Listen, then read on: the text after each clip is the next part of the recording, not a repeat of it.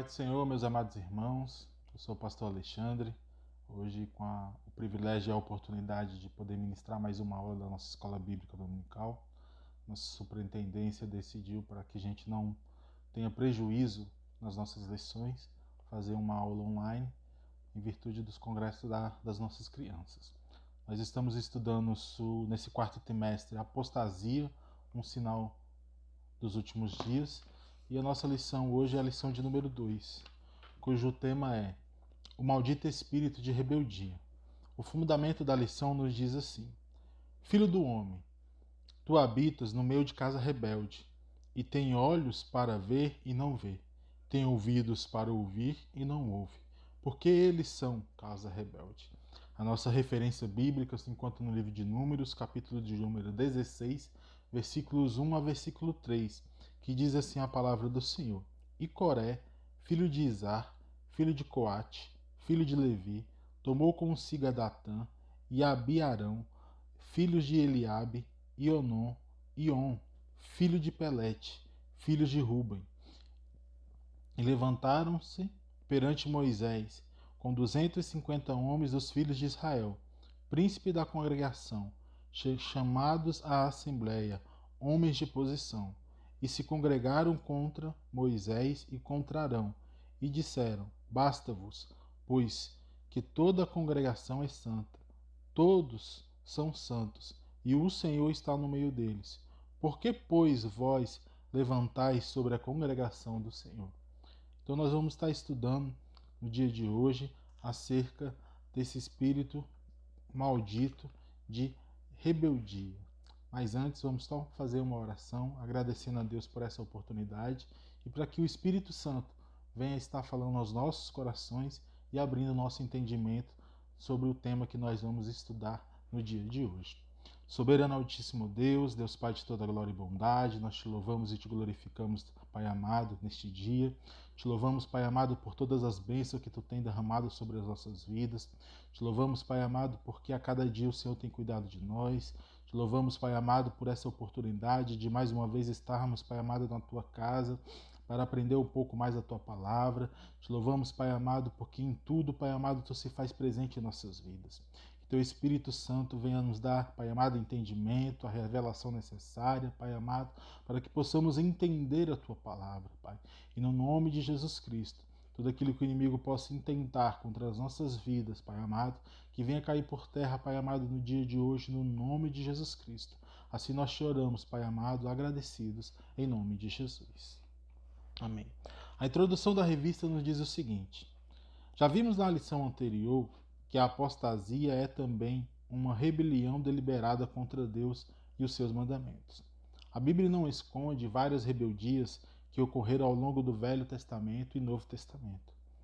Pelo contrário, mostra como ela é grave e como Deus abomina esse espírito faccioso que conduz as pessoas à apostasia espiritual. No tópico primeiro, vamos estar estudando sobre a natureza do espírito de rebeldia. No 1.1 diz o seguinte: compreendendo o que é rebeldia. No dicionário Aurélio, rebeldia significa rebelar-se contra a autoridade, desobediência ou descaso para com a autoridade superior. Do ponto de vista teológico, rebeldia ela é insolência, desobediência, oposição aberta à autoridade ou controle da parte de Deus. Em outras palavras, também se aplica à rebeldia quais são insurreição, revolta, desobediência, conspiração, maquinação e trama. Na Bíblia Sagrada a gente vê o quanto isso é preocupante. No livro de Neemias, no capítulo de número 9, no versículo de número 17, você vai ver a Bíblia dizendo o seguinte: e recusaram ouvir-te, e não se lembraram das tuas maravilhas que fizeste, e endureceste a sua cerviz. E na sua rebelião levantaram um capitão a fim de voltarem para a sua servidão. Porém, tu, ó Deus perdoador, clemente e misericordioso, tardio em se irar-se, grande benevolência, tu não os desamparaste. Ou seja, Deus, ele sempre nos abençoa, Mas muitas das vezes o inimigo da nossa alma, ele vai tentar fazer o quê? A gente se rebelar contra Deus. E muitas das vezes vai acabar acontecendo o que está dizendo na palavra. A palavra diz: recusaram ouvir-te. Ou seja, a partir do momento que eu começo a recusar no meu coração, a não querer mais ouvir a palavra de Deus, é preocupante. A partir do momento em que eu não lembro mais das maravilhas que Deus fez na minha vida, é preocupante. A partir do momento em que eu começo a me endurecer ao meu coração para não dar ouvido à voz de Deus, que muitas das vezes começa a bradar em nossos corações, começa a bradar nos nossos ouvidos, ou quando a gente pega a palavra de Deus, começa a folhear, começa a ler, e Deus começa a falar conosco, e a gente vê que tem algo errado na minha vida, mas eu não dou ouvido a isso, é preocupante para as nossas vidas. A rebeldia, ela é de origem maligna. Se a gente ler o livro de Isaías, no capítulo de número 14, no versículo de número 12 a 15, a gente vai chegar a esse entendimento. A prática infame da rebeldia nasceu no coração de Lúcifer e foi por ele também inaugurado. A Bíblia diz que ele conspirou contra o seu Criador, não querendo mais sujeitar-se à autoridade dele. Ou seja, ele criou no seu coração a vontade de ser igual a Deus. E aí, com isso, ele que se rebeliou contra o Senhor. Esse registro, como eu falei, está narrado no livro de Isaías, no capítulo de número 14, versículos 12 a 15. E lá registrou a insurreição e a condenação de Lúcifer por sua insolência contra Deus. Observe que Deus, ele não trata a rebeldia de forma serena, de forma pacata. A gente vai ver mais à frente que Deus trata a rebeldia de forma eficaz. Ele corta o mal pela raiz. Por isso temos que ter cuidado. Nosso tópico 1.3 diz o seguinte: a rebeldia brota da falta de humildade. Existe uma falsa humildade incrustada no coração do ser humano, que muitas vezes só é descoberta quando ela está debaixo de comando de outra pessoa, ou quando recebe poder para comandar. Em Números, que é o nosso texto de referência, a gente vai ver que Coré, um servo leal do Senhor, que pelo simples fato de ser comandado por Moisés e Arão, incentivou e liderou uma rebelião contra ele. Mas o fim de Coré e dos demais rebeldes foi a morte. Se a gente abrir lá no livro de Números, no capítulo de número 3, e for ler o versículo de número 31 e 33, a gente vai ver o castigo ao qual eles levaram em virtude de terem se levantado contra Moisés e Arão. Porque, na verdade, o rebelde, quando ele se levanta contra um servo de Deus que foi colocado naquela posição, essa pessoa está se levantando contra o próprio Deus. Olha só o que a Bíblia vai nos dizer no versículo de número 31 do livro de Números, capítulo 16. E aconteceu que, acabando eles de falar todas essas palavras, a terra que estava debaixo deles se fendeu, e a terra abriu a sua boca e os tragou com suas casas, como também todos os homens que pertenciam a Coré e todos os seus bens. Pelos simples fatos deles se levantarem contra o servo do Senhor, que ali era a autoridade constituída por Deus, eles foram engolidos pela terra. A Bíblia ela vai além com a questão da rebeldia. Você vai ver que no primeiro livro de 1 Samuel, no capítulo de número 15, no versículo de número 23, a Bíblia Sagrada vai comparar a rebeldia como pecado de feitiçaria. A palavra de Deus nos diz assim: pois a rebeldia é como o pecado de feitiçaria, e a obstinação como a iniquidade de idolatria. Talvez seja esse o motivo pelo qual que Deus vê a rebelião um mal tão grave, pois agride de forma equivocada a moral santa de Deus, visto que ele não tolera e abomina a feitiçaria. A Bíblia afirma que os feiticeiros não herdarão o reino de Deus. Se você for comigo lá no livro de Apocalipse, no capítulo de número 1, no versículo de número 8, você vai ver que enquanto os tímidos, incrédulos, abomináveis, homicidas, prostitutos e os feiticeiros e os idólatras, sua parte será no fogo que arde com fogo e enxofre. No capítulo 22 de Apocalipse, versículo 15, a Bíblia vai reafirmar isso. E ficarão de fora os cães, os feiticeiros e qualquer outro que ama a mentira. A Bíblia afirma, e eu quero enfatizar novamente, a Bíblia afirma que os feiticeiros não herdarão o reino de Deus. Ou seja, aqueles que praticam rebeldia, que são como pecado, que é como o pecado da feitiçaria, não herdarão o reino de Deus. Não herdarão o reino de Deus. Por isso temos que ter um certo cuidado. Nós estamos estudando nesse trimestre acerca da apostasia, que são vários pecados que vai acontecer nos últimos dias.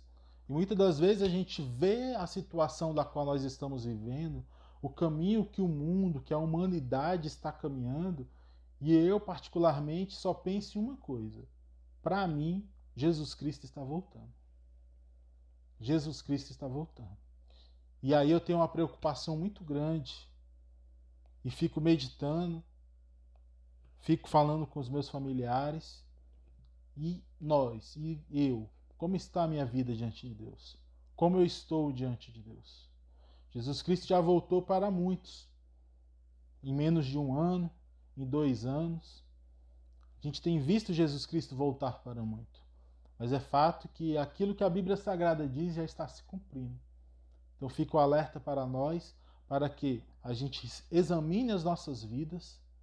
Se há alguma coisa fora, vamos consertar, vamos confessar, vamos colocar o nosso altar de pé diante de Deus, porque o inimigo das nossas almas ele não brinca. Ele está aí ao nosso derredor procurando somente uma brecha para poder nos tragar. O tópico 2 diz o seguinte: o problema da rebeldia nas igrejas. 2.1. O joio e trigo na igreja. Figuradamente, a igreja é composta pelo joio e pelo trigo. O comentarista ele coloca aqui pelo joio, filho dos malignos, e pelo trigo, filho do reino. As pessoas rebeldes é comparada ao joio que é semeado pelo diabo dentro da igreja. Se a gente for lá no livro de Mateus, no capítulo de número 13, nos versículos de número 38 e 39, você vai ver nesse capítulo, a partir do versículo 36 ao 43, os discípulos perguntando ao Jesus: explica-nos a parábola do joio e do trigo, a qual Jesus havia proferido isso lá no versículo 24 ao versículo de número 30. E Jesus começa a explicar para eles. Ele diz: o que semeia a boa semente é o Filho do Homem.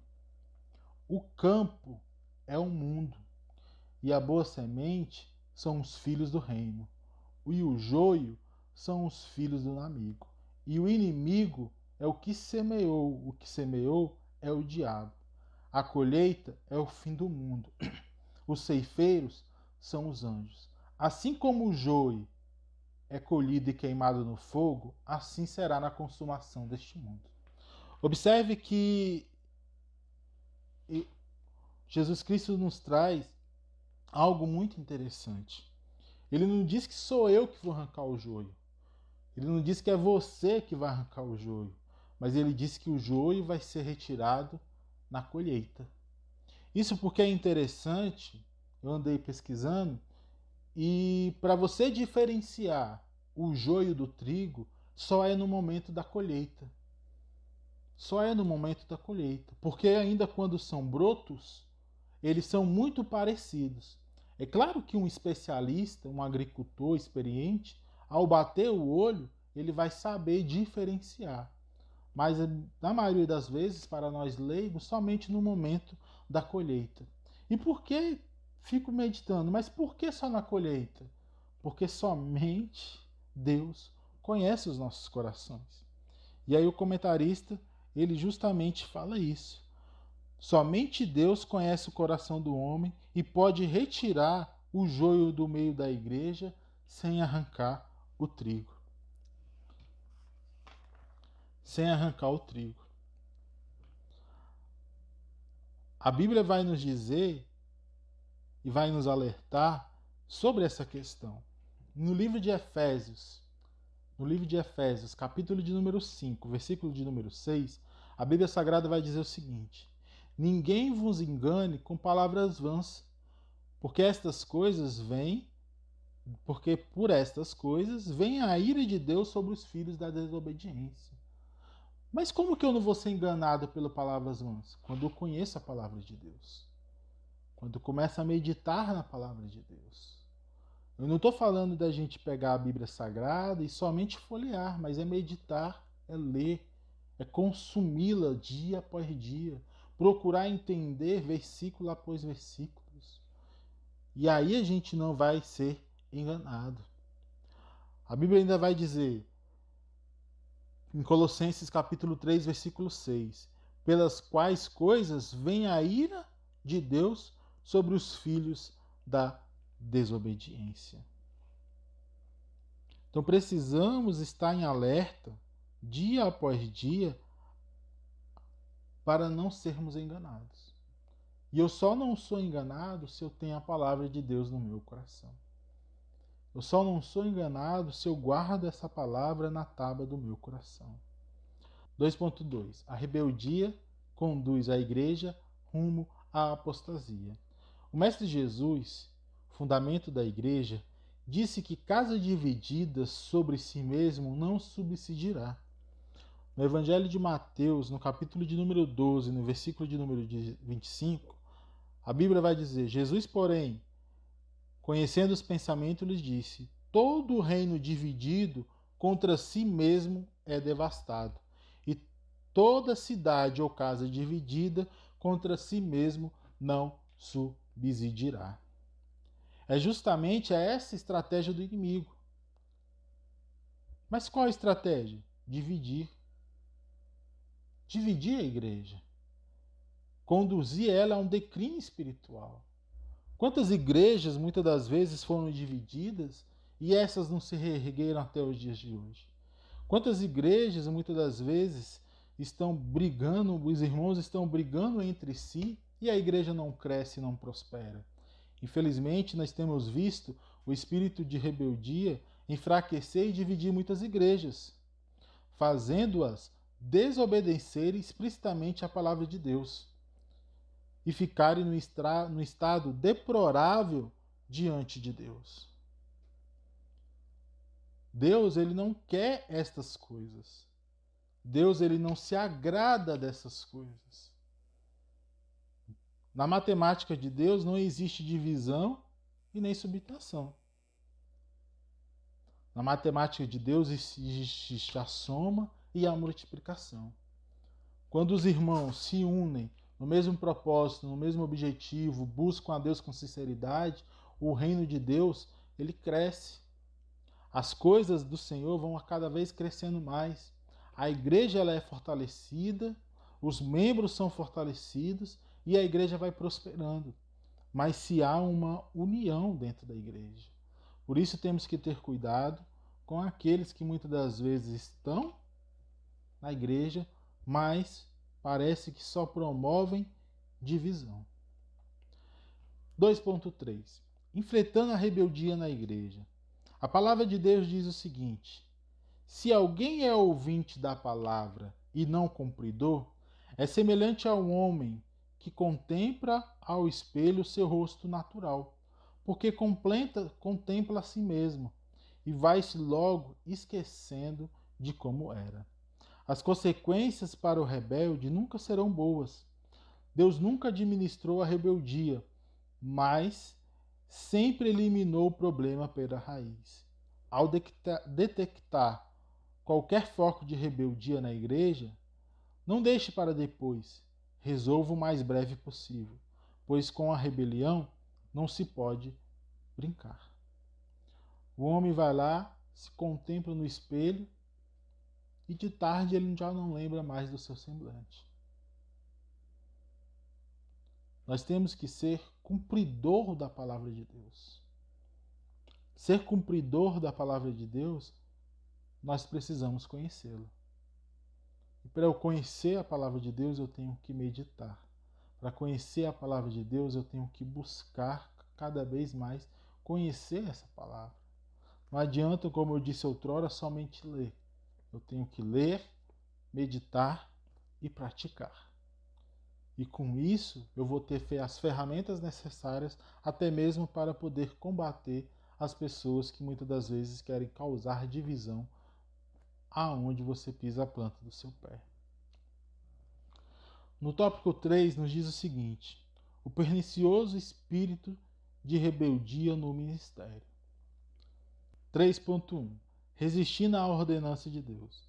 Rebelde não é aquele que só se levanta contra Deus, ou que se levanta com uma autoridade constituída por Deus, ou que divide, ou que fala alto. Há muitos rebeldes que estão disfarçados, aparentam ser fiéis, mas da primeira oportunidade se rebelam, não se submetem. No livro de Timóteo, no capítulo de número 4, versículos 14 e 15, nós vemos isto. O apóstolo Paulo, escrevendo a Timóteo, diz: Alexandre, o latroeiro, causou-me muitos males. O Senhor lhe pague segundo as suas obras. Tu guardaste também dele, porque resistiu muito às nossas palavras. Tem pessoas que muitas das vezes parecem ser bênção para a sua vida, mas muitas das vezes temos que tomar cuidado, porque podem ser que não sejam. Quando são confrontados, eles mentem. Isso é uma prática já comum para o rebelde. Ele mente, ser mentiroso. O comentarista ressalta, porque todo rebelde é mentiroso e também dissimulado. A Bíblia diz que aquele que se levanta, aqueles que se rebelam contra a liderança instituída pelo Senhor, não estão indo somente contra a pessoa, mas estão indo contra o Senhor. A prova disso está no livro de Êxodo, capítulo 16, versículo 8. Disse mais Moisés: Isso vos será quando o Senhor à tarde vos der carne para comer, e pela manhã pão para fartar. Porquanto o Senhor ouviu as vossas murmurações, com que murmurais contra ele. E quem somos nós? As nossas murmurações não são contra nós, mas sim contra o Senhor.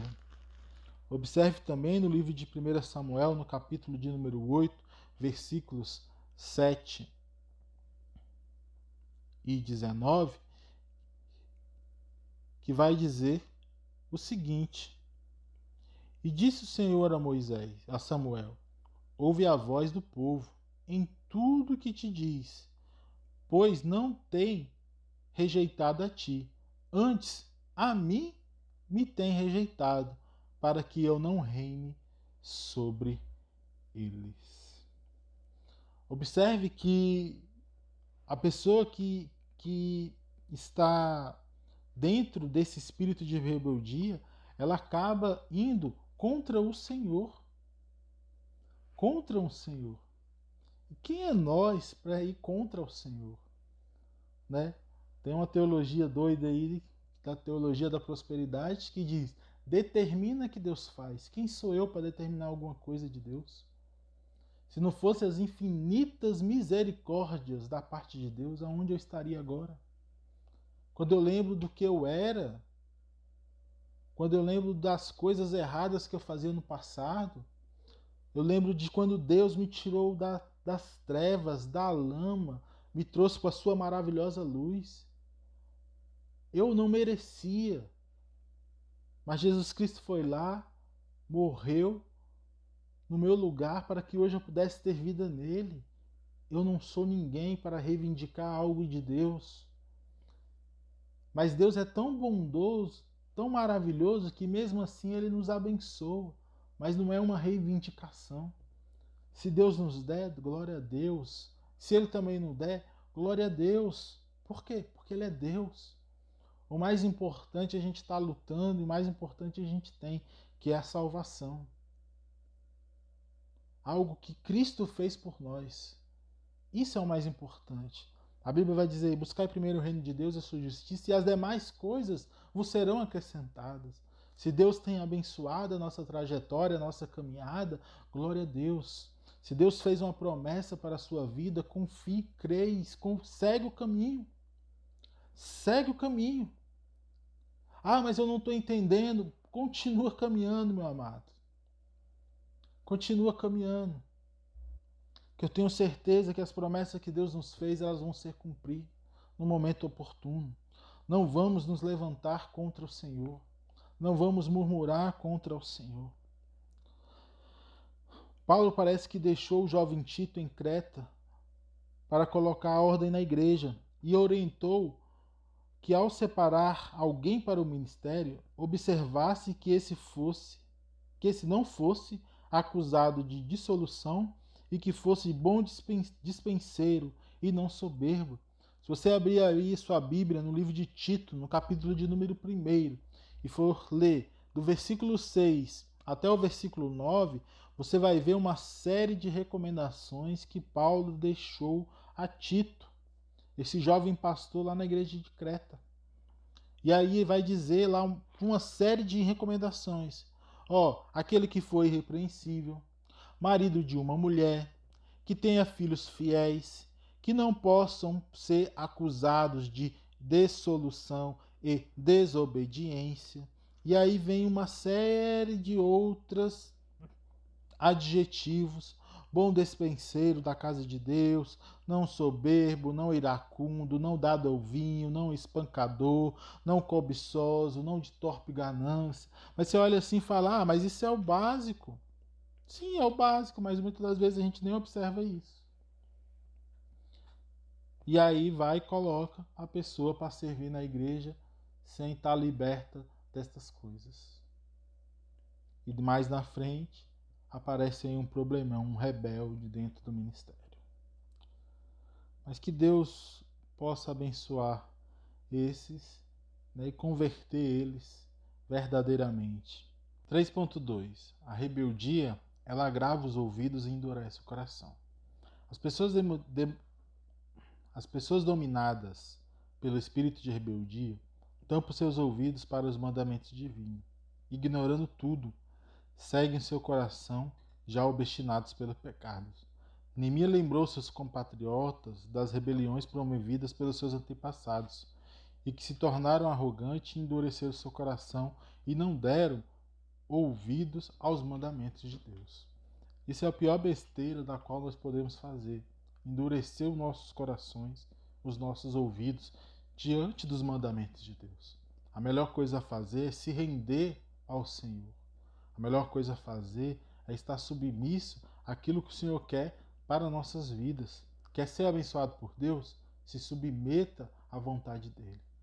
Quer ser reconhecido? Se submeta à vontade de Deus. Aquilo que Deus tem para a sua vida. 3.3. Como Deus trata o rebelde? Rebelar-se contra uma liderança instituída por Deus é afrontar a própria autoridade divina. Paulo disse aos cristãos de Romano: por isso que quem resiste à potestade resiste às ordenanças de Deus, e os que resistem estarão sobre si mesmo a condenação. O remédio de Deus para solucionar a rebeldia é bem amargo. Corá, Datã e Abirão foram engolidos vivos pela terra que se abriu. A rebelião de Saul custou-lhe o trono. O rei Josias perdeu a vida por travar batalhas que Deus não aprovou. Jó nos dá um alerta: quem se endureceu contra ele e teve paz? Todos aqueles que se levantaram, se rebelaram contra o Senhor, ou até mesmo se levantaram contra uma autoridade por Deus constituída, não teve um futuro abençoado. Sempre teve um fim amargo e severo. Isso porque a gente não pode se levantar contra o nosso Senhor. A conclusão da revista diz o seguinte: devemos ficar em alertas em relação a este mal, pois o remédio de Deus para a rebeldia pode ser bastante amargo ao ponto de vista humano. E, consequentemente, também parece que Deus, por algum motivo, não perdoará o rebelde. Aprendemos nesse dia acerca da rebeldia. Aprendemos que Deus ele não aceita rebeldia. Antes, na verdade, ele quer que o homem se submeta à sua vontade. E fica aqui o alerta para a gente se submeter cada vez mais a Deus. Vamos fazer uma oração agradecendo e depois encerrando. Soberano Deus, te louvamos e te engrandecemos, Pai amado, neste dia. Te louvamos, Pai amado, por esta ministração. Te louvamos, Pai amado, por tudo aquilo que o Senhor colocou no meu coração, tudo aquilo que, Pai amado, teu Espírito me fez lembrar, tudo aquilo que eu estudei, para que hoje eu pudesse entregar o melhor, Pai amado, neste dia, Pai. Que o Senhor possa abençoar, Pai amado, a todos, Pai amado, aqueles que participaram, aqueles que ouviram, aqueles que me suportaram até o final. Que o Senhor possa retribuir a cada um, Pai, derramando sobre a vida deles a tua bênção, derramando sobre a vida deles a cada dia, Pai amado, a tua unção, a tua prosperidade. E assim nós te louvamos, Pai amado, neste dia, por tudo quanto o Senhor tem feito por nossas vidas. E assim nós te louvamos agradecidos, em nome de Jesus. Amém. Fica aqui o nosso abraço, fica aqui a paz do Senhor, a todos que nos ouviram, a todos que participaram deste culto da EBD online. Que o Senhor Jesus possa continuar abençoando grandemente a sua vida. Se você gostou desse canal, compartilhe, curte, comenta, pode compartilhar com seus amigos, familiares, que eu tenho certeza que eles vão ser abençoados com todas as ministrações e com todas as palavras que tem no nosso canal. Se você quiser também nos visitar, nós somos ali da Igreja Evangélica Assembleia de Deus, Ministério Internacional do Guará DF, situada na QE 11, área especial F, em frente aos Girafas. Com certeza você será bem recebido, vai ouvir uma palavra de Deus. Então, fica aqui o nosso abraço, fica aqui o nosso convite. E a paz do Senhor para os amados irmãos.